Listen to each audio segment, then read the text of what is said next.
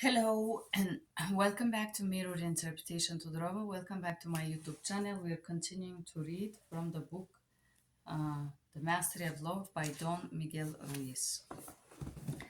And we're reading a chapter called Healing the Emotional Body.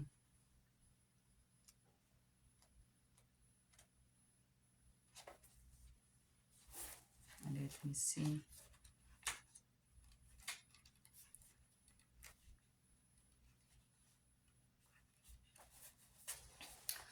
Once we open the wounds, we're going to clean the wounds of all the poison. How we're going to do this? The same master gave us the solution 2,000 years ago: forgiveness. There is no other way but forgiveness to clean the wounds of all the poison. You must forgive those who hurt you, even if whatever they did to you is unforgivable in your mind. You will forgive them not because they deserve to be forgiven, but because you don't want to suffer and hurt yourself every time you remember what they did to you. It doesn't matter what others did to you. You're going to forgive them because you don't want to feel sick all the time. Forgiveness is for your own mental healing. You will forgive because you feel compassion for yourself. Forgiveness is an act of self-love. Let's take an example of a divorced woman. Imagine you have been married for 10 years and for whatever reason you have a big fight with your husband over a big injustice.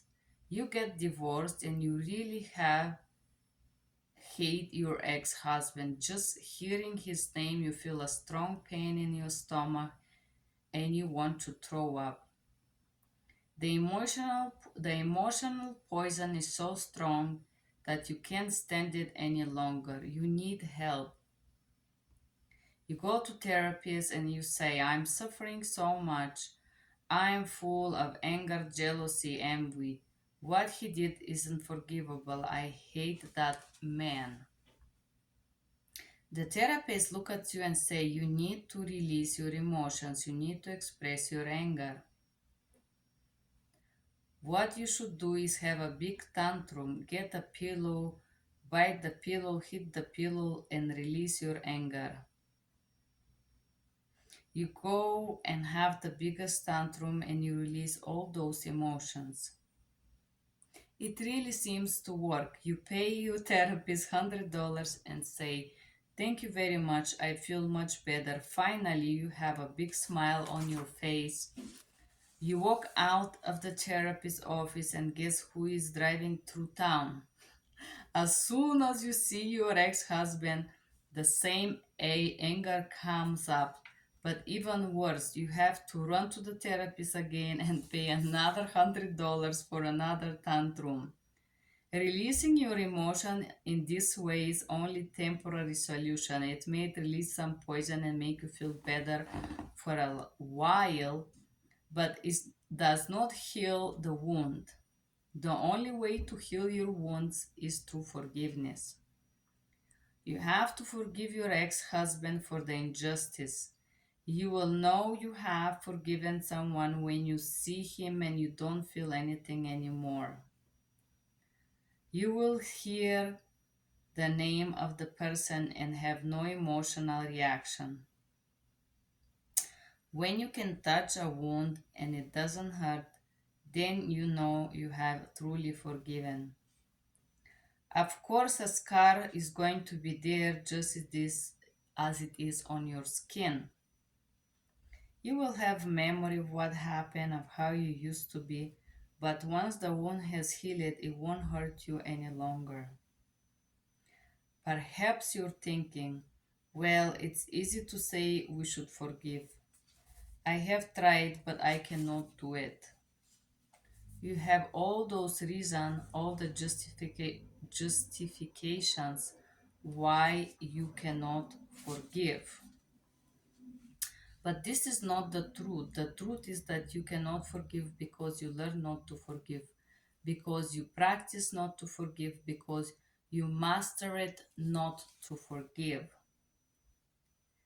There was a time when you were a little children when we were children, when forgiveness was our instinct before we caught the mental disease. It was effortless and natural to forgive.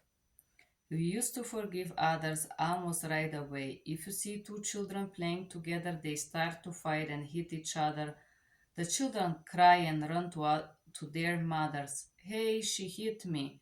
One mother goes to talk with the other mother. The two mothers have a big fight, and 5 minutes later, the two children are playing together again as if nothing happened. Now the mothers hate each other for the rest of their lives. It is not what we need.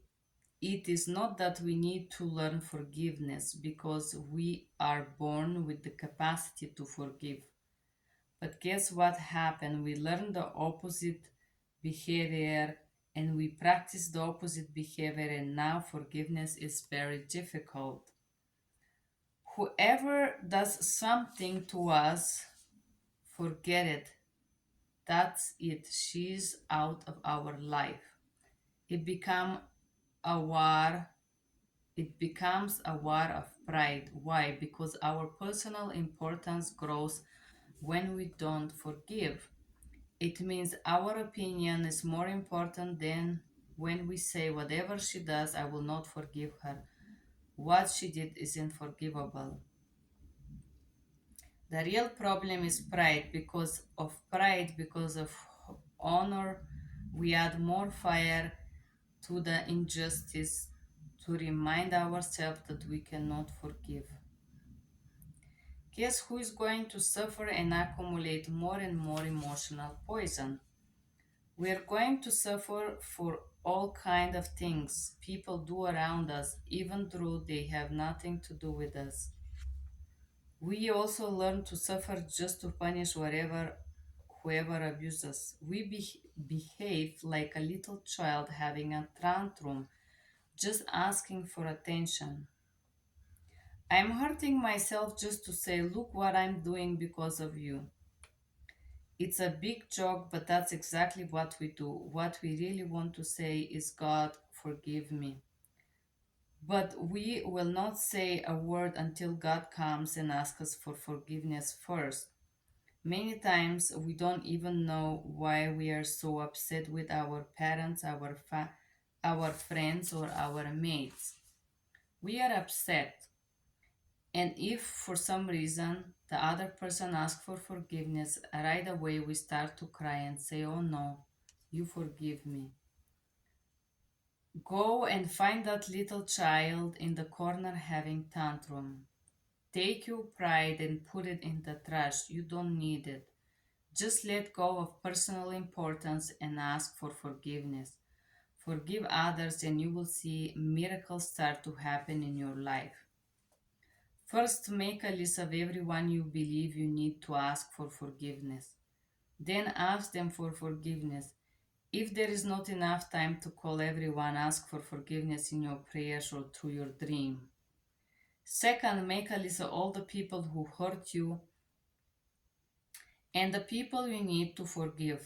Start with your parents, brothers, sisters, children, spouse, friends, lovers, cat, dog, government, and God. Now you're going to forgive others by knowing that whatever anyone did to you had nothing to do with you. Everyone dreams their own dream, remember.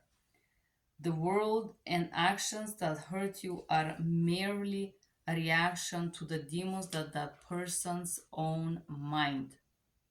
She is dreaming in hell and you are secondary character in her dream. Nothing anyone does is because of you. Once you have this awareness and you do not take it personally, compassion and understanding will lead to forgiveness. Start working on forgiveness. Start practicing forgiveness. It will be difficult at first, but then it just becomes a habit. The only way to recover forgiveness is to practice again. You practice and practice until the end you see if you can forgive yourself. At a certain point, you find that you must forgive yourself for all those wounds and all that poison that you created for yourself in your own dream. When you forgive yourself, self-acceptance begins and self-love grows. That is supreme forgiveness when you finally forgive yourself. Create an act of power and forgive yourself for everything you have done in your whole life. And if you believe in past life, forgive everything you believe that you did for all your past lives. The concept of karma is true only because we believe it's true. Because of our beliefs about being good and bad, we feel ashamed about what we believe is bad. We find ourselves guilty. We believe we deserve to be punished and we punish ourselves. We have the belief that that what we create is so dirty that it needs to be cleaned. And just because you believe it, then they will be done. It is real for you. You create your karma and you have to pay for it. That is how powerful you are. To break the old karma is simple. You just stop that belief by refusing to believe it, and the karma is gone. You don't need to suffer, you don't need to pay anything. It is over. If you can forgive yourself, the karma is gone just like that. From this point on, you can start all over again. Then life becomes easy because forgiveness is the only way to clean the emotional wounds. Forgiveness is the only way to heal them. Wow, this is very, very interesting portion of the healing of emotional body. This once again is very inspiring chapter. Forgiveness.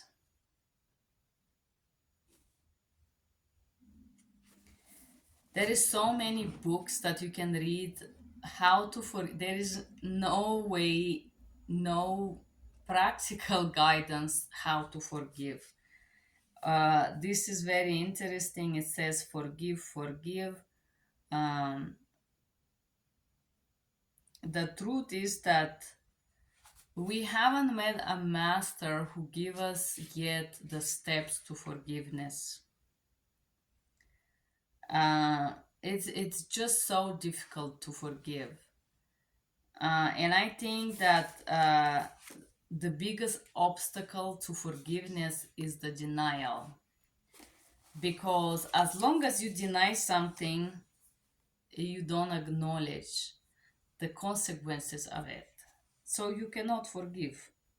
If you are able to acknowledge how something affected you or the action of someone affected you, and you start working on that trauma, you will eventually experience anger. I don't know if you're gonna experience jealousy, but definitely anger and hate and some other cocktail of negative emotions, until you're gonna sit down with those emotions and cry and accept this truth. It happened and it affected you in a certain way. And now, in order to forgive, I believe you have to overcome the trauma of this fact, of this event, of this whatever was done to you by others. You have to elaborate that trauma. And once you grow from this occurrence, event, or hurtful situation, I believe once you understand yourself in this hurtful situation, then you can let go of this anger that you feel towards other people and eventually let go inside of you and be no more angry, be no more upset about it. Just let go of it, you know? Uh, this is what I believe about forgiveness. I honestly don't think that punching anything or breaking anything help. I know there is a lot of people that are afraid to experience emotions, and indeed, when you um, do have certain negative emotions, allowing yourself to experience them, it kind of let you free in a way because you're truthful to whatever is that emotions. So it really the first step is allowing yourself to experience that hate or whatever it is. Um,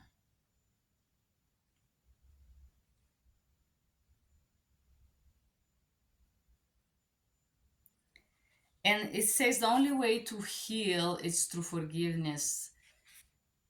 It's just a word to say forgiveness. The truth is that it's so hard to actually do forgive. And I believe the hardest part is because we are not used to deal with negative emotions. Nobody teaches how to deal with these emotions, and we do not know how to face them. Wherever you go to therapy or whatsoever, it's like hate. How many books you read about hate? How many movies you see about how to elaborate hate or abuse, for example? It's so much about love and this fakey sugary code that you will see in every social media and fake perfection and advertisement is all about this fake positivity. How many advertisements you see about hate or anger? There is none. There is zero conversation about negative emotions, or they're very limited, and how to elaborate those emotions and how to overcome. You could see a lot of people, oh, he's alcoholic, oh, he used drugs, oh, he's a bad person. No, he is using those things to cope with something. So it's not very deep. Yeah, very beautiful. You better forgive, but it doesn't give you a deeper knowledge about what are the steps of forgiveness. I believe that before you forgive, you boil in a turmoil of hate and anger and disgust. And you feel not only disgust for these people but also for yourself for being in a certain situation and not knowing any better, not knowing how to face it, not knowing how to respond, how to talk, how to react, how to take action. This is very challenging to understand in a deeper level. And no, it's not like, oh, you want to be proud. It has nothing to do with proud. It has nothing to do with being right. Again, this if you go and do this thing that they do, this course there that they do, a landmark forum, they all base their programs in denial. Oh, who cares? Oh, it's your pride. Oh, you want to be right. What if you are not proud? What if it's not about being right? And what if you're stuck with forgiveness because has nothing to do with being important? Because forgiveness is not a words that you say, it's a process that happen inside of you. And these things here are slightly superficial in my opinion, although like a book is very interesting and for the mass it's great because the mass wouldn't understand the deepening of the process of forgiving, because forgiving is a spiritual process. It's not ego. Oh, you want to be important, you want to be right, you want to be on the top. No, let's say that you are right and you're on the top and you're correct and the other person is all wrong, and you can still forgive. Forgiveness is beyond being right, wrong, correct, incorrect, proud, and not proud. I don't think a pride is what obstacle people from forgiveness. I believe it's the lack of knowledge. There is no materials that teach you and tell you how to forgive. Um, and all this thing is like superficial blah blah, having in mind that there is no steps on how to forgive. Because forgiveness, it means accepting and also letting go of something. It's not, oh, I am right. Well, who cares to be right? Like, I don't want to be right. I just want somebody who is respectful, for example. Yeah, I may forgive disrespect, but it doesn't mean I'm gonna boil myself in the turmoil of somebody who is constantly disrespectful. So I believe that forgiving also coming with a healthy boundaries. To forgive yourself, you need to set a healthy boundaries within yourself and then with others. If you do not have boundaries, there is no sense of forgiving. If you go and somebody punch you in the face every time they see you and you forgive them every time, what did you learn from that? You have to learn to set a healthy boundaries. I use the metaphor of punching, but there is people that will do different things of disturbance to you. And you have to be able to set the boundaries in a healthy way. You cannot spend 3 months with a blue eye every time you see a person and heal, for example. You have to learn from it and learn to grow up fast and eliminate those factors that are extremely unhealthy in your life in order to forgive yourself and others as well. Uh,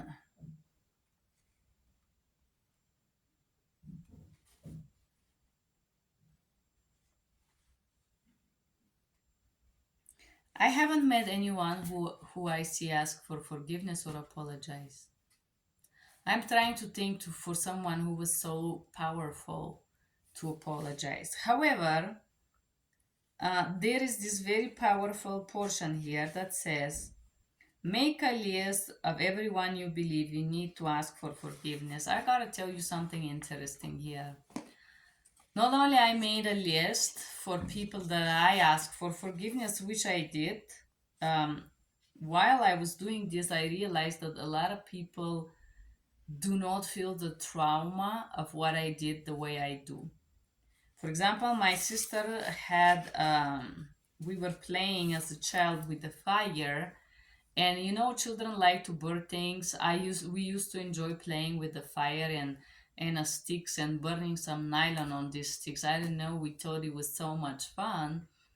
And one time, me and my brother and my sister were playing, and for some reason, my brother was playing with this piece of nylon, and he was putting it up in the air, and when the nylon melt, it fell, and I saw that it's gonna fall on my sister, and I tried to stop it, but I couldn't. So it burned my sister. It fell on her skin and it burned her. She have a mark here. And I personally have been feeling so guilty for that, like for many years. I felt like I burned her skin and I created her this like mark. I suffered silently for many years about this mark. And I remember some years ago I said, I'm so sorry.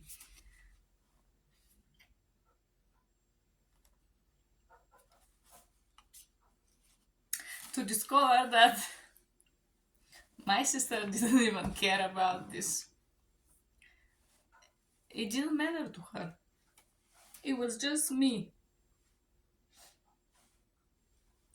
I was the one that had the problem with this burn that she had. I was the one that basically carried this because I felt responsible for my brother's action. And this is one of my biggest solution in karma in my life, is to stop feeling responsible for my relatives' actions. That was a big problem that I had to face with myself, no? But indeed, I did this exercise with my sisters, with my friends, relatives. Um, so if I die tomorrow, I have said it all.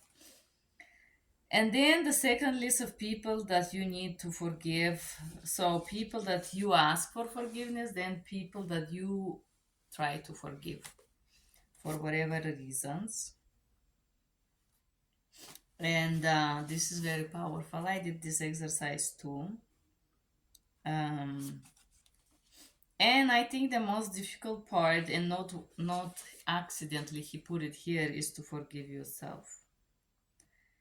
I think it's before you forgive yourself, you do accept those negative emotions that you feel, and you accept that you're not perfect, and you accept yourself with all your defects, and only after you accept, you can forgive yourself for not being perfect, for not knowing better. And acceptance and forgiveness is also self-love. Self-love starts when you start to respect yourself, respect your limits, respect your defects, and you grow from that process. That's our healing emotional body, guys. I hope you enjoyed this chapter. Have a good day.